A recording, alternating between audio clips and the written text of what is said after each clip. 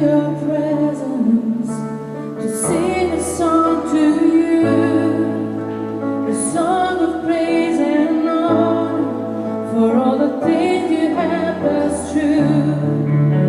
You gave a life worth living, a life with you, and now I just love giving to all the praise back to you.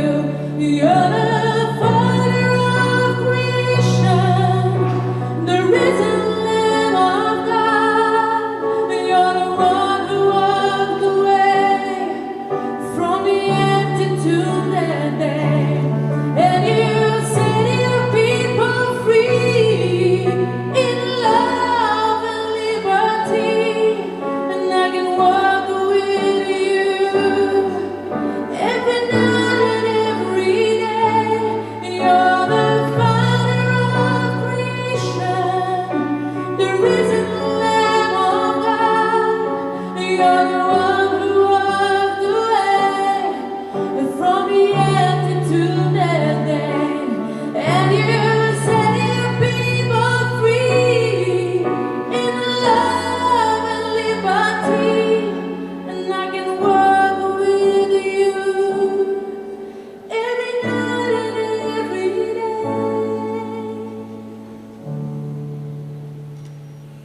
L-isem tal-Missier u tal-Iben u tal-Ispirtu Santu. Amen. Il-paċi ma'kom. Ħuti jewna l-fuħtijietna biex nitħejjew tajjeb ħalli niċċelebraw il-misteri Quddiesa.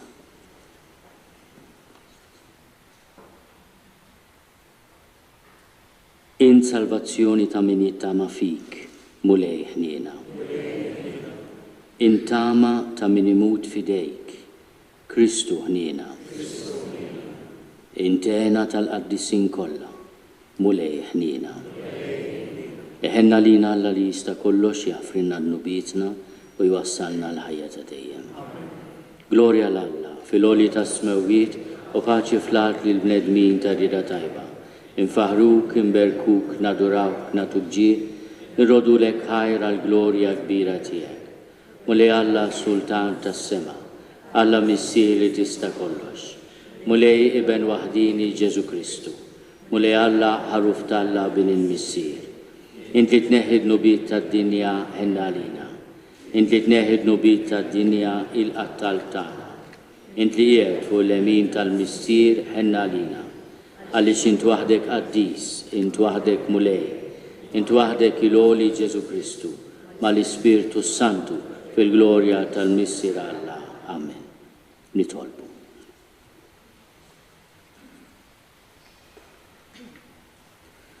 U Alla intqassam bordni tal-aġeb il-ħidmiet tal-anġli u tal-bnedmin, fil-ħina tiegħek għatina li ħajjitna f'din l-art tkun imħarsa mill-anġli li fis-sema dejjem quddiemek jaqduk.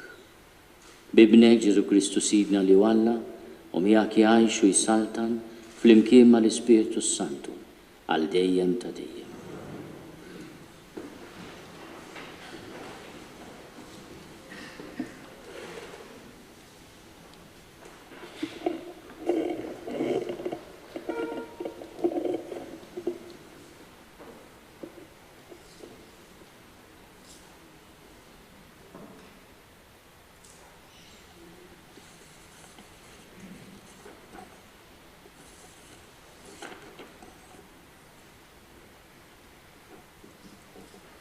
Qari mill-ktieb tal-Profeta Amos.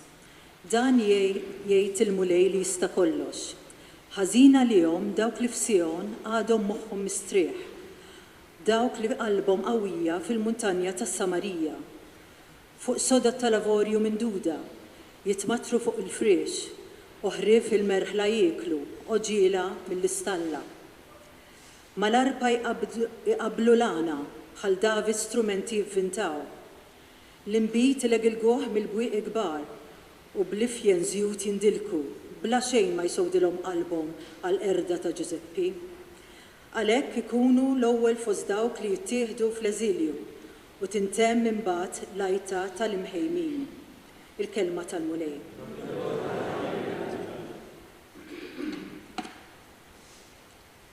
Salm responsorjali. Faħħar ruħ tiegħi il-mulej. Faħħar ruħ tiegħi il-mulej. Il-mulej li jagħmel ħaq lill-maħqurin u jagħti l-ħobs lill-imġewħin. Il-mulej li jeħles lill-imjasrin. Faħħar ruħ tiegħi il-mulej. Il-mulej jiftaħ għajnej l-omja. Il-mulej li jerfa' il-milwijin. Il-mulej li jħobb lill-ġusti. Il-mulej li ħares lill-barranin. Faħħar ruħ tiegħi il-mulej. Il-mulej jżomm lil-tim u lill-armla, imma lil-ħżiena jħarbtilhom triqathom. Il-mulej jisaltan għal dejjem. Alla tiegħek Sion, minn nisel għal nisel. Faħħar ruħ tiegħi il-mulej. Qari mill-ewwel ittra ta' San Pawl Apostlu lil Timotju. Int, bniedem Talla, fittex li jkollok il-ġustizzja, it-tieba, il-fidi, l-imħabba, is-sabar, il-ħlewwa. Tqabad it-taqbida tajba tal-fidi. Qis li tirbaħ il-ħajja ta' dejjem li għalija kont imsejjaħ u li tagħha għamilt l-istqarrija sabiħa quddiem ħafna xhieda. Inwissik quddiem Alla li jagħti l-ħajja lill-ħlejjaq kollha u quddiem Kristu Ġesu li xed u għamel l-istqarrija sabiħa quddiem Ponzju Pilatu. Inwissik biex tħares l-istruzzjonijiet li rċevejt u żżomm ruħek bla teba u bla ħtija sa jum id-dera ta' Sidna Ġesu Kristu li għad jurija f'waqta. Dak li hu il-ħini u waħdu setani, is-sultan ta' Slaten u s-sit ta' Sidin, li hu biss ma jmut qatt u jammar f'daw li ħadd ma jista' jersaq lejh, u li jebda bniedem qatt ma rah u anqas qatt jista' jarah, lilu ġieħ u seta għal dejjem. Amen. Il-kelma tal-mulej.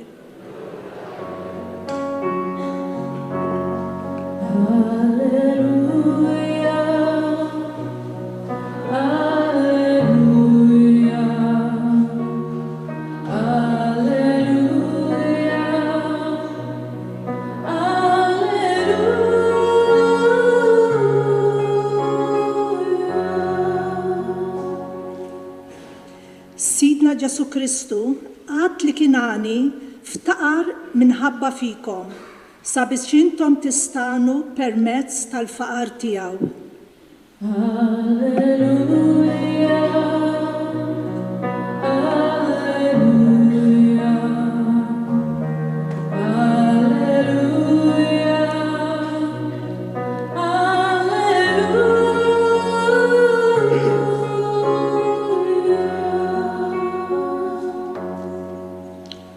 Il-mulej ma'kom.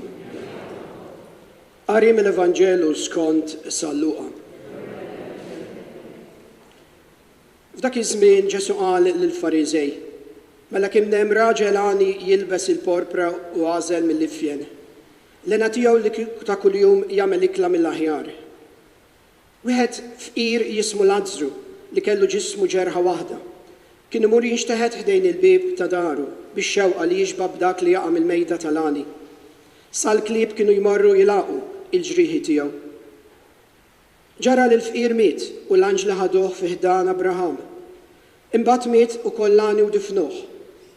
Dan kif sapruħu fid-batijiet ħorox fl-art li mwiet, rafa' ħarstu mill-botu lemaħ lil Abraham b'Lażru fi ħdanu. U Alla leħnu qallu: Missier Abraham, ikollok ħnina minni u ibat lil Lażru ibil tarf seba' u fl-ilma, ħajtaf in-nixfa li għandi fil-sieni, għax qiegħed ninħaqar wisq f'dan in-nar.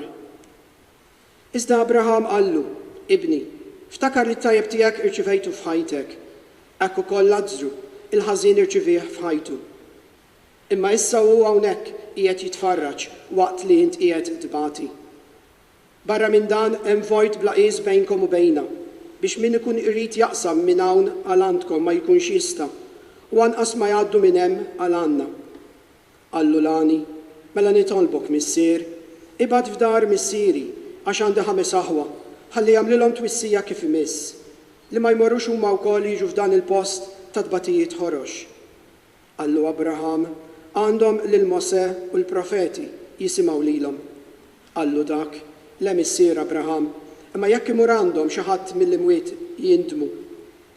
Iżda wieġbu Abraham, jekk ma jisimgħux lil Mose u l-profeti, anqas jekk iqum xi ħadd mill-imwiet ma jemnu. Il-kelma tal-mulej.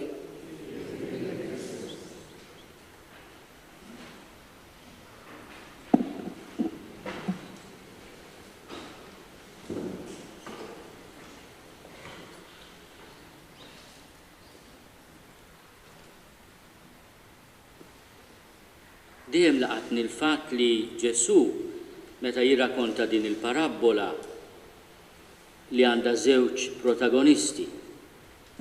Wieħed minnhom iħallih bla isem, Lani, imma l-fqir jagħtih l-isem tal-ikbar ħabib li kellu, tal-Lażru, li mbagħad kellu wkoll iqajmu mill-imwiet. Donnu rrid jgħidilna b'din l-għażla li Lażru li fil-ħajja tiegħu f'din il-parabola kien abbandonat fost l-indifferenza ta' min kellu biex u seta' jgħinu, għal Ġesu kien ħabib qrib ħafna. Jolqotni fatt ukoll li Abraham, missierna fil-fidi, il-missier spiritwali tal-poplu Ludi, anzi, min ibnu Iżak tnissel il-poplu Ludi. Abraham jitkellem dwar fondo qawwi li ma tistax taqsmu. Hemm vojt bla qies bejnkom u bejna. Dan il-fondo, dan il-vojt bla qies jirrifletti l-għażla ta' dak Lani li bejnu u bejn Lażru joħloq u fondo kbir. Kellu l-opportunità inewwel idu jgħin lil dan il-fqir jittallab barra mill-bib ta' daru, imma għażel li joħloq abiss, fondo. U il-parabola ta' Ġesu bi kliem sempliċi ma' qawwi tallimna li fil-ħajja li ġejja aħna se nirċievu u se nsibu dak li nkunu żrajna hawnhekk. U għalhekk huwa issa l-mument fejn aħna meta niltaqgħu maħutna li tpoġġew biċ-ċirkostanzi ta' ħajjithom li poġġejnihom aħna wkoll fil-periferija ta' ħajjitna inresquhom lejna. Għaliex meta jasal il-mument deċiżiv ikun tard wisq. Jolqotni l-fatt ukoll li Lani li huwa bla isem jaħseb f'ħutu ma kienx forsi raġel totalment ħażin, anke fl-eternità xtaq isalva lil ħutu billi jgħallimhom ma jagħmlux dak li jagħmlu. Ir-risposta li jagħti Abraham hija tremenda. Għandhom lil Mose u l-profeti jisimgħu lilhom. Le missir Abraham imma jekk imur għandhom xi ħadd mill-imwiet jindmu jekk ma jisimgħux lil Mose u l-profeti. Anqas jekk iqum xi ħadd mill-imwiet ma jemnu. Ħafna drabi ir-responsabilità tagħna hija kbira għaliex it-twissijiet li l-providenza tibatinna nagħtuhom bis-sieq. Din il-parabola ta' Ġesu ma tallimniex biss nieħdu ħsieb xulxin, imma wkoll li għandna responsabilità kbira tal-barkiet li rċivejna biex naqsmuhom mal-oħrajn. Aħna bħala komunità nisranija dan li qegħdin nagħmlu llum. Għaliex jekk ma naqsmux dak li ġie avdat lilna fejn is-soċjetà għandha l-iżjed bżonn se jkollna min jiġġudikana. Nixtieq nirrepeti ħsieb li għad diġà u nitlob skuża ta' din ir-ripetizzjoni, imma jolqotni l-fatt li dan il-bini imbeda minħabba l-kuraġġ ta' mara li kellha jisem ikun jom Adelaide Cini. Ma kienx la soru, la isqof, la qassis. Il-ġid li kellha u li wirtet mill-ġenituri u mill-familja tagħha ħadmitu għal bżonn li fi żmienha mit-sena ilu iżjed kien urġenza kbira. Illum dawn l-ambjenti li jafu l-ħidma ta' Adelaide qegħdin jiġu avdati lill-lajċi li qegħdin jagħtu risposta kuraġġuża mimlija tama għall-urġenza kbira li għandna llum. Laqatni l-fatt ukoll jiena u naqra il-lapida li hemm fuq il-qabar tagħha li inġabet hawn mill-ċimiteru tal-Addolorata propju mit-sena ilu fl-1919. Daqshekk ilha hawnhekk mit-sena ilha mitfuna hawnhekk Adelaide Cini u kien il-predeċessur tiegħi Mawru Karwan hemm ismu wkoll għax aħna l-iswiet li nħobbu nħallu isimna kull fejn ngħaddu. Li għalli d-deċida, peress li d-deċida li tiġi għaw allura ħalla jismu, kbir daqs tagħha verament, imma mhux hu mitfun, hi mitfun hawnhekk. Mawru mbagħad indifen kif tafu fil-Knisja ta' San Girgor ta' Slima. U żewġ knejjes huma ta' stil romaniku, għax dak kien l-istil li żjed tal-qalb l-Arċisqof Mawru Karwana. U li għandha sabiħ din il-kappella li jiena nixtieq ukoll issir ċentru ta' devozzjoni lejn Adelaide għax di ħadd ma kellha min jimbutta u taf inti mingħajr qaddissin ma ssirx qaddis. Ġifieri imma issa naħseb jiena wasal iż-żmien ukoll li aħna nieħdu il-beatifikazzjoni ta' Adelaide bis-serjetà għax di kienet fuq l-istess livell ta' Deodata u ta' Nazju. Imma ma kellix min jimputta. Għax lajka, jekk tgħidu li għaliex. Għax mhix soru waqqas patri jew kjeriku. Imma huwa importanti wkoll li aħna u infakru imbirku l-inizjattiva tal-lajċi fil-komunitajiet tagħna imbirku lill-Alla tal-qdusija konkreta tagħha. Fost ħafna diffikultajiet u tentazzjonijiet. Kont qed ngħidilkom id-differenza bejn din u San Girgol li din hija impittra kollha. L-arkitettura ta' din il-Knisja Romanika, unika u sabiħa, hija li hija wkoll impittra. San Girgol u għajżet sobri u ma' Knisja ikbar. U dan il-patrimonju kbir li għandna kemm ħaġa sabiħa li naqsmuh bejnietna. Kif jgħid l-Apostlu missierna lil Timotju inwissik quddiem Alla li jagħti l-ħajja lil ħlejja kollha. Inwissik biex tħares l-istruzzjonijiet li rċivejt. Li olqotni llum u nieqaf dan il-ħsieb huwa t-titlu li Pawlu jagħti lil mulej. Inhu issik quddiem Alla li jagħti l-ħajja lil ħlejja kollha. Dan it-titlu jfakkarna li l-ħajja li aħna nożu hija don ta' Alla li jafdata lilna jalla nieħdu ħsiebha u nieħdu ħsieb xulxin.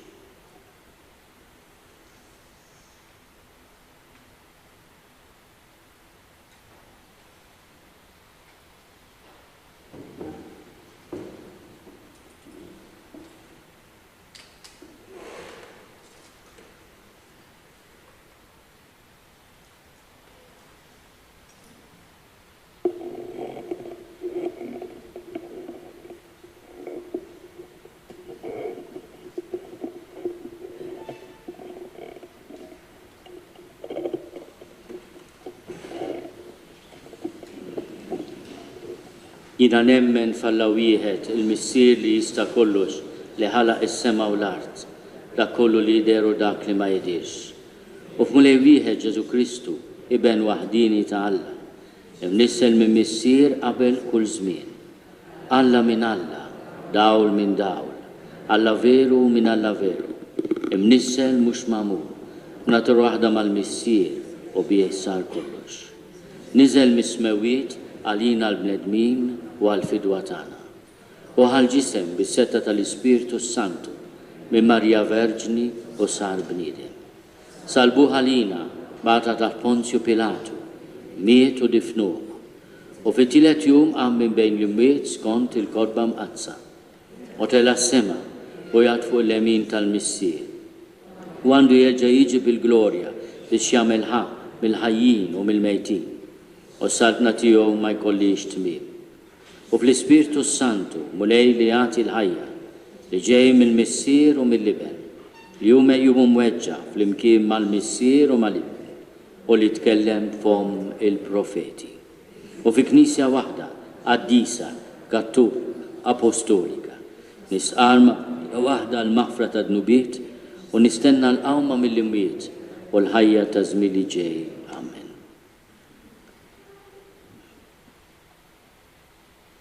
Li timxi wara Ġesu u tkun dixxiplu tiegħu tfisser li ma tagħmillu l-ebda kundizzjoni ma tafda biss fil-qawwa tiegħu mingħajr ma tħares lura, imma tħares biss lejn il-ġejjieni tas-salkna tiegħu. Nitolbu biex nitlu bis-serjetà s-sejħa tagħna bħala dixxipli tal-mulej.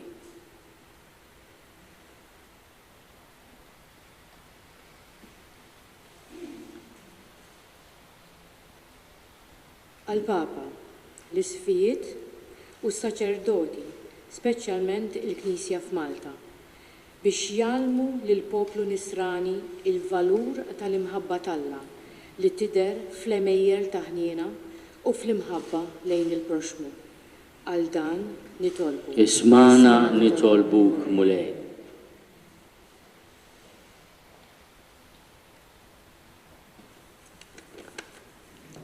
Għal-pazjenti kollha kif ukoll għall-familjari tagħhom li bħalissa għaddejjin minn żminijiet diffiċli biex ikollhom fiduċja fl-imħabba u r-rieda tAlla. Għal dan nitolbu. Ismana nitolbuk mulej.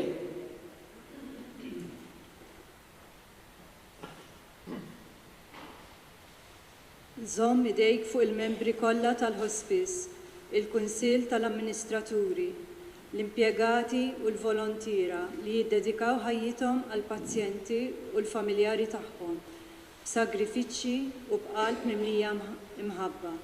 Għal dan nitolbu. Ismana nitolbuk mulej.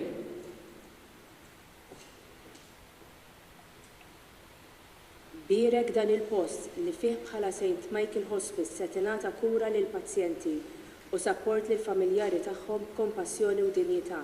Għal dan nitolbu. Ismana nitolbuk mulej.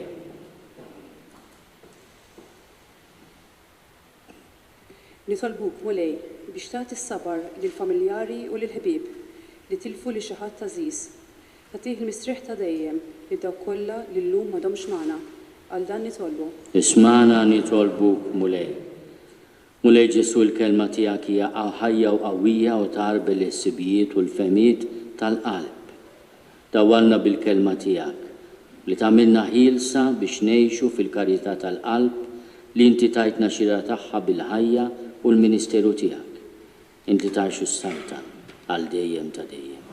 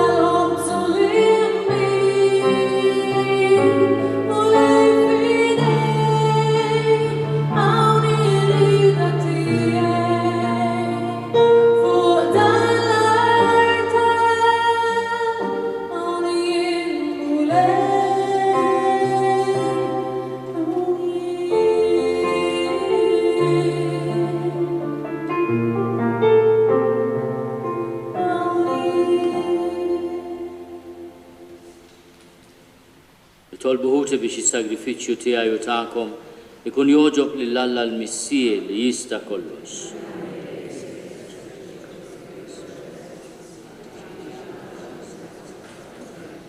Fiċ-ċokontana nitolbuk mulej biex l-anġli waslu quddiem il-kobor tiegħek is-sagrifiċċju ta' tifħil li sejrin nofrulek. Inti jilqgħu bis-sliem u għamel li jkun ta' fejda għas-salvazzjoni tagħna bi Kristu Sidna. Il-mulej magħkom. Nerfgħu qlubna l fuq. Niżuħal il-mulej Alla tagħna. Sewwa u xieraq tas-sew mulej Missier Qaddis Alla ta' dejjem li tista' kollox. Tajjeb u ta' ġid tas-salvazzjoni tagħna li dejjem kull imkien nrodulek ħajr. U qatt ma nieqfu nxandru t-tifħir li natalek fl-anġli u l-arkanġli tiegħek. Għax il-ġieħ li jintrat lil dawn il-ħlejja li bihom int titaxxa u ġieħ moti lilek għal-kobor u s-seb tiegħek. U jekk huma jixirqilhom daqshekk ġieħ, bekk naraw kemm tassew inti kbir u kemm għandna nażlu lilek fuq kollox bi Kristu Sidna.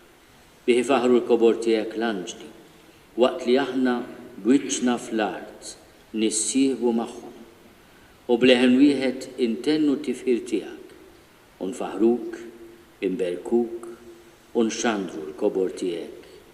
Qaddis, Qaddis, Qaddis, mulej Alla tal-eżerċiti, ismu l-art mimlija bil-glorja tiegħek. Osanna fl-oli tas-smowiet, imbirek minn ġej fisem il-mulej, osanna fl-oli tas-smowiet. Qaddis tas-sewint mulej, inti lajn ta' kull dusija. Qaddes għalhekk nitolbuk dawn l-offerti bil-barka tal-Ispirtu tiegħek biex isiru għalina il-ġisem u d-dem ta' Sidina Ġesu Kristu. Li meta kien se jingħata biex minn rajħibati ħal ħobs, rat il-ħajr qasam tal-id-dixxipli tiegħu qal: Ħudu u kulu l-koll minn dan, għax dan huwa ġismi li jingħata għalikom.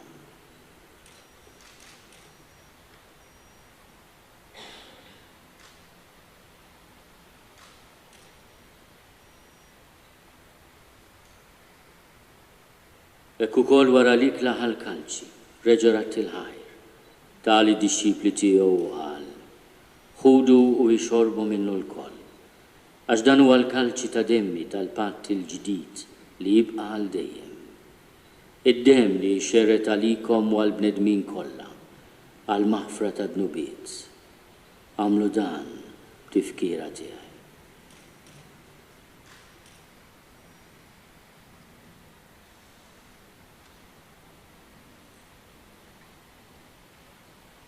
Dan u l-misteru tal-fidi.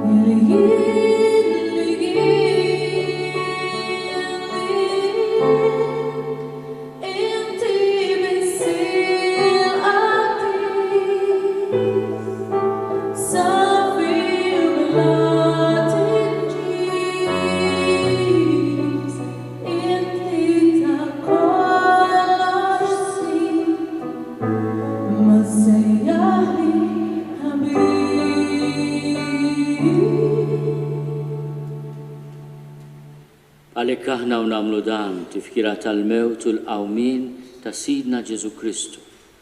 Nofrulek mulej il-ħobs tal-ħajja u l-kalċi tas-salvazzjoni. U nrodulek ħajra xogħġbok tilqana hawn quddiemek biex naqduk. U miċ-ċokon tagħna nitolbu l-Ispiritu Santu jaqadna f'ġisem wieħed lilna li nieħdu sehem bil-ġisem u d-demm ta' Kristu.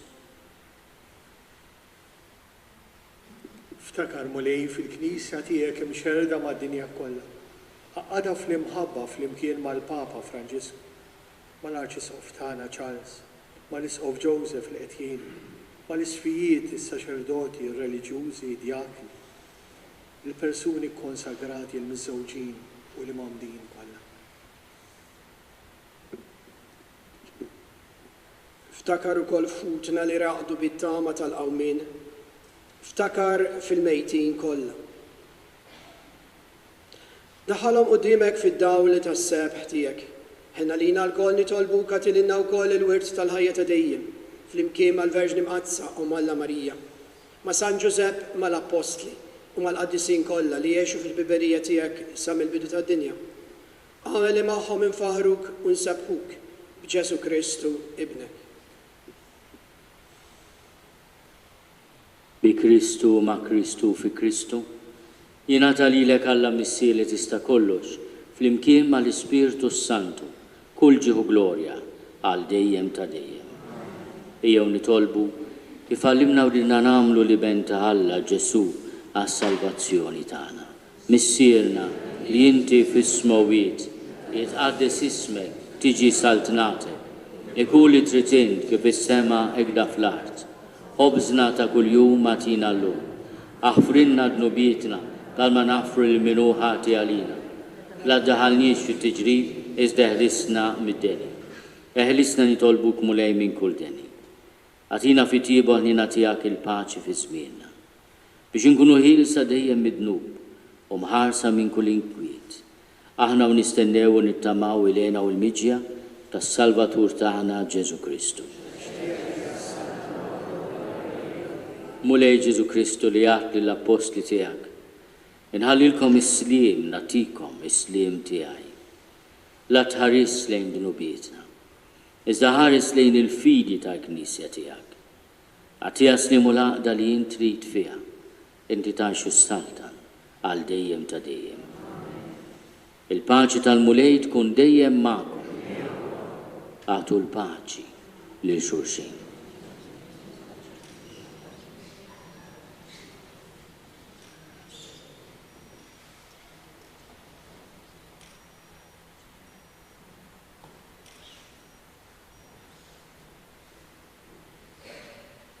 ħaruf talla li tneħħi d-nubiet tad-dinja ħenna lina. ħaruf talla li tneħħi d-nubiet tad-dinja ħenna lina. ħaruf talla li tneħħi d-nubiet tad-dinja għatina l-paċi.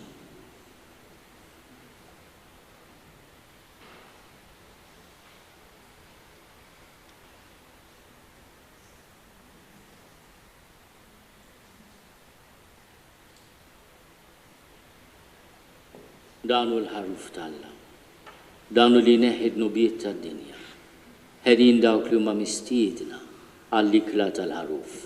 Mulej ma jistoqlix li tidħol taħt is-saqaf tiegħi, iżda biss kelma waħda u ruħi tkun ifeha.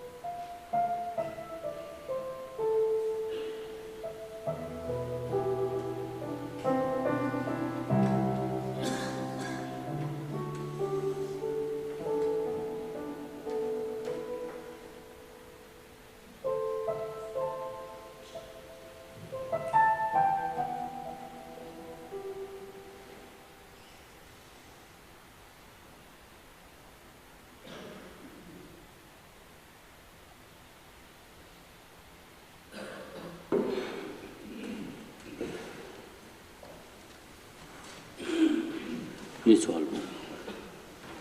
Bl-umiltà kollha nitolbuk mulej biex dejjem tqawwina u ssaħħaħna dan il-ħobbs tas-sema li tmajtna, ħalli dbih nimtlew bil-ħila li nimxu l-qudiem fit-triq tas-salvazzjoni taħt il-ħarsien bla għeda tal-anġli tiegħek. Bi Kristu Sidna.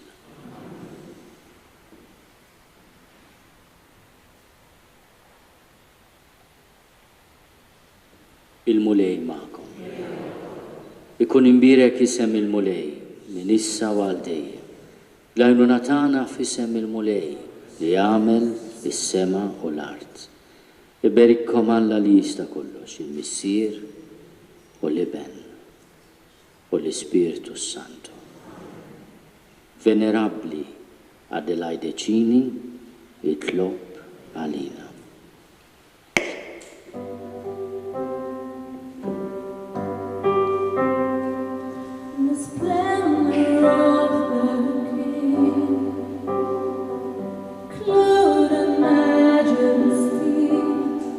Let all the earth rejoice, all the earth rejoice. He wraps himself in light.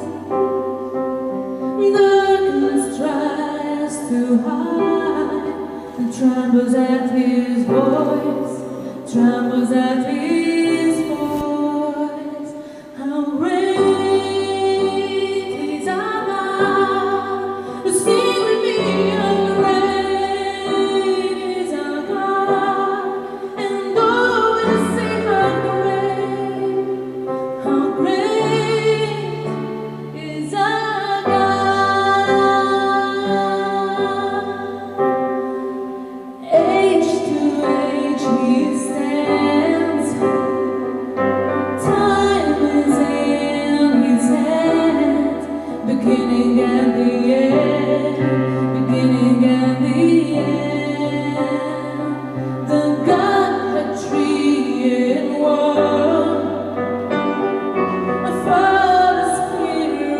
Smile.